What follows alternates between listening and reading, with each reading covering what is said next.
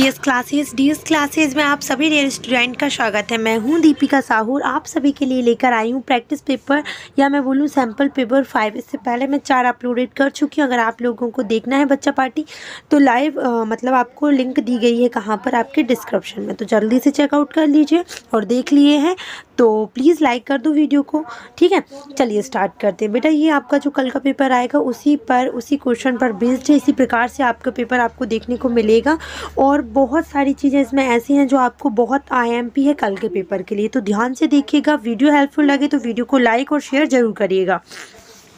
यहाँ पर लिखा है डू एज डायरेक्टेड। फर्स्ट में क्या लिखा है, fill in the blanks with the suitable helping verb. आपको क्या करना है, इसमें हेल्पिंग वर्ब लिखनी है और हेल्पिंग वर्ब आपको पहले दी गई है इज एम आर। अब अपन को यहाँ कहीं एम लिखना है तो कहीं आर लिखना है। कहाँ लिखेंगे चलिए मैं बताती हूँ। फर्स्ट में आएगा क्या आपका, tigers blank font in India. कहाँ प्राप्त होते हैं आपको, इंडिया में। अब टाइगरेस है, प्लूरल हेल्पिंग मतलब प्लूरल सब्जेक्ट है तो प्लूरल हेल्पिंग वर्ब आएगी। तो यहाँ का क्या यूज़ होगा आपका, आर। फर्स्ट में आएगा आपका आर। अगर मैं सेकंड की बात करूँ तो सेकंड में क्या लिखा है आपका, चंदन ब्लैंक कमिंग टुडे। चंदन आज आ रहा है, तो यहाँ पर किसी नेम किसी नाउन की बात हो रही तो यहाँ पर इज़ यूज़ होगा। जहाँ पर सिंगुलर नाउन होती है वहाँ पर इज़ यूज़ होता है, जहाँ पर प्लूरल नाउन होती है वहाँ पर आर यूज़ होता है, ठीक है। चलिए सेकंड देखें। सेकंड में क्या लिखा है आपका, right the comparative and superlative degree of the following word. आपको इनकी जैसे कि आपको एडजेक्टिव दिए, इनकी आपको क्या लिखनी है, कंपैरेटिव और सुपरलेटिव। तो ग्रेट की क्या होगी, ग्रेटर और ग्रेटेस्ट। और यहाँ पर सेकंड अगर मैं विजी की बोलूँ तो विजी, विजियर, बिजिएस्ट। समझ में आया, great, greater, greatest, busy, busier, busiest. Combine the sentence given below using N appropriate conjunction. इनमें कंजक्शन यूज करना है आपको।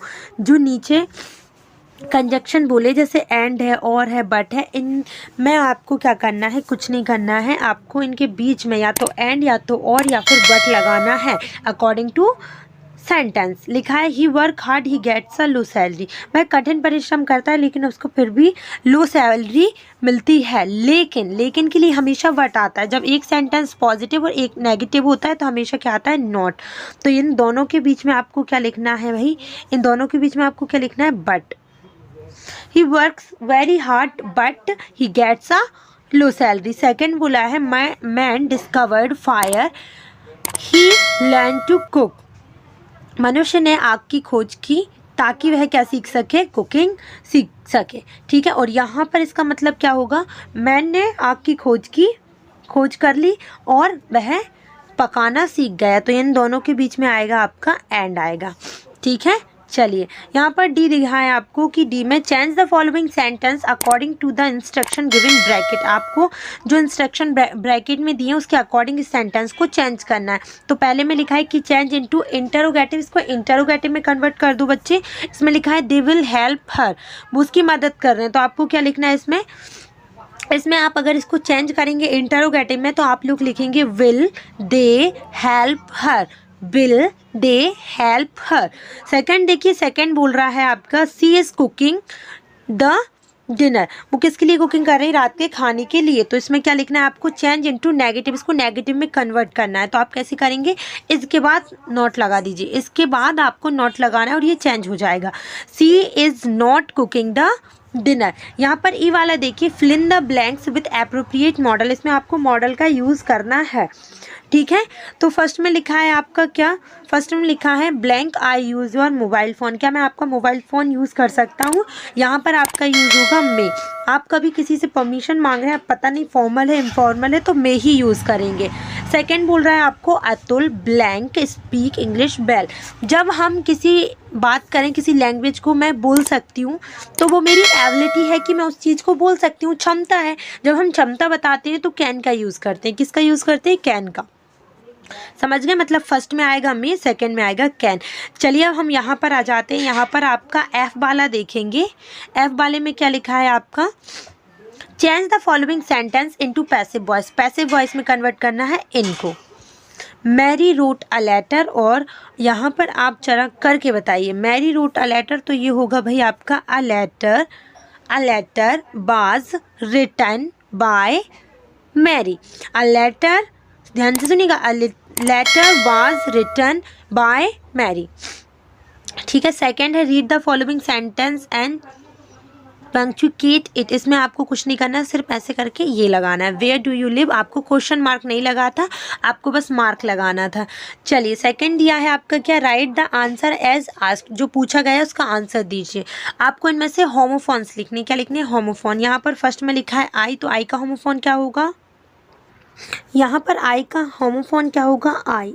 होमोफोन मतलब होता है कि प्रोनाउंसिएशन सेम जाए लेकिन आपका जो मीनिंग है वो अलग अलग निकलता है। तो यहाँ पर आई मतलब होता है मैं, और जो मैं आई की बात कर रही हूँ उसका मतलब क्या होगा बेटा, आँख।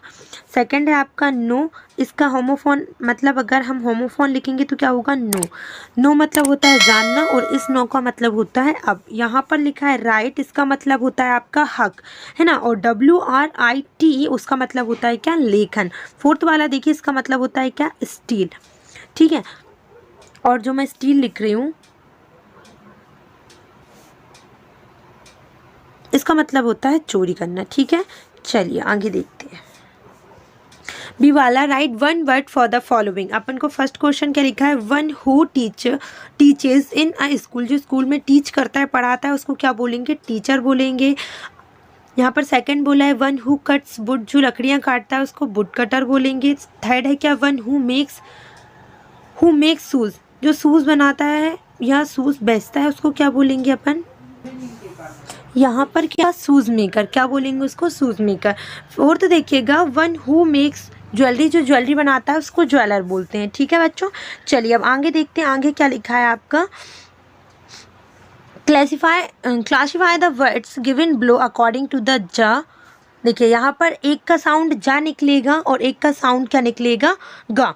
एज आप यहाँ पर ऐसे करके भी लिख सकते हैं कि गा साउंड का जो जो निकल रहा है वो लिख दीजिए, और यहाँ पर जा करके लिख दीजिए। और या फिर आप इसके अलग से ऐसे लिख सकते हैं कि जा एज इन अ गन, और एक साइड लिख दीजिए जा एज इन अ जिराफ। तो जिराफ के नीचे लिखिएगा आप क्या,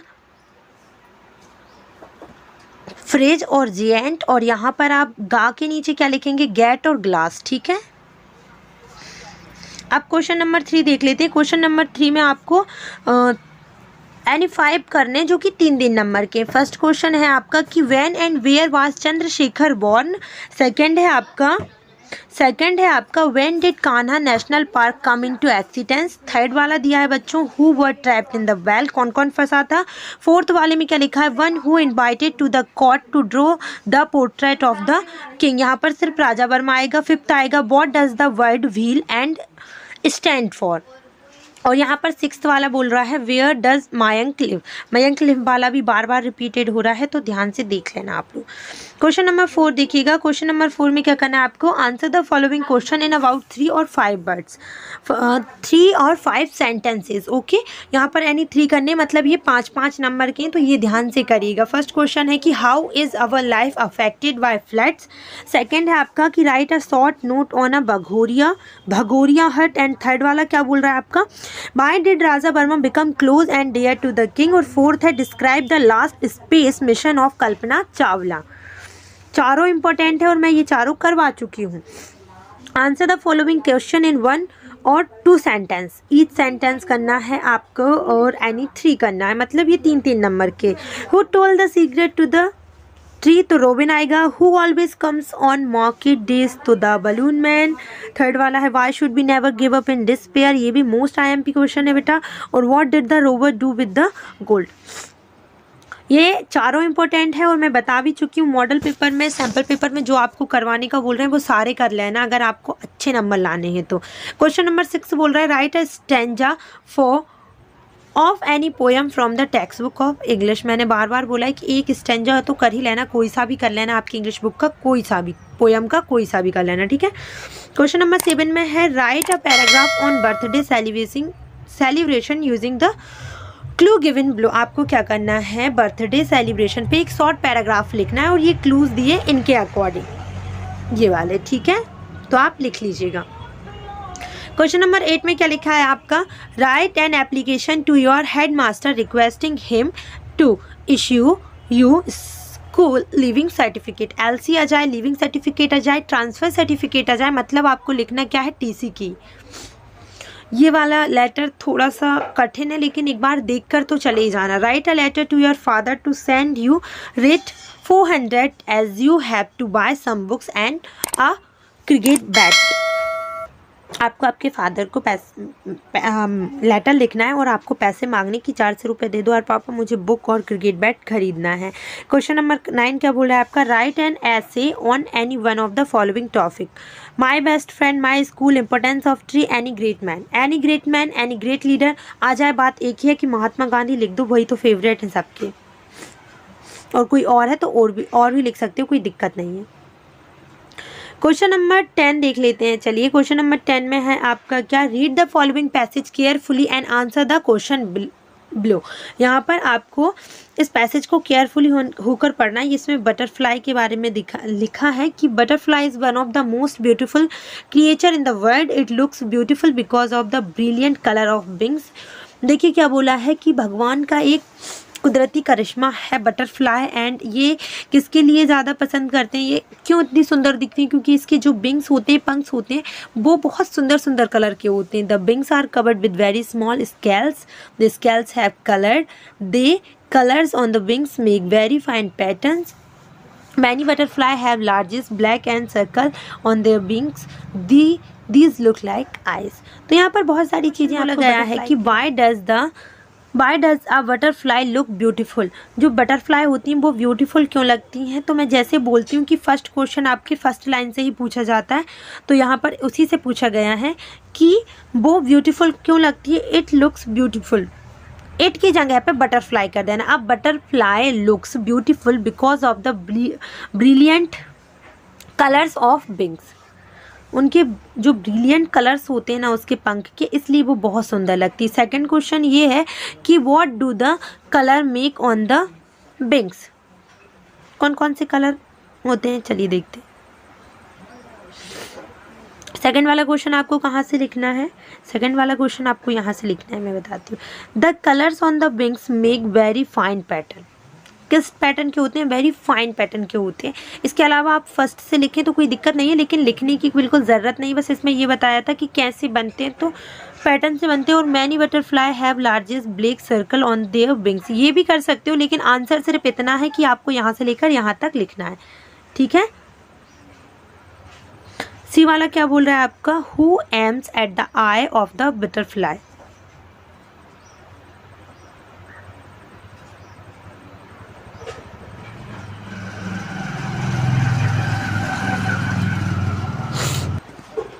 यहाँ पर कौन कौन एम करता है बटरफ्लाई को? उनकी आँखों को। तो देखिए यहाँ पर बोला गया है आपका क्या बोला गया है आपका? देखिए to catch a butterfly birds और a lizard aim at the I.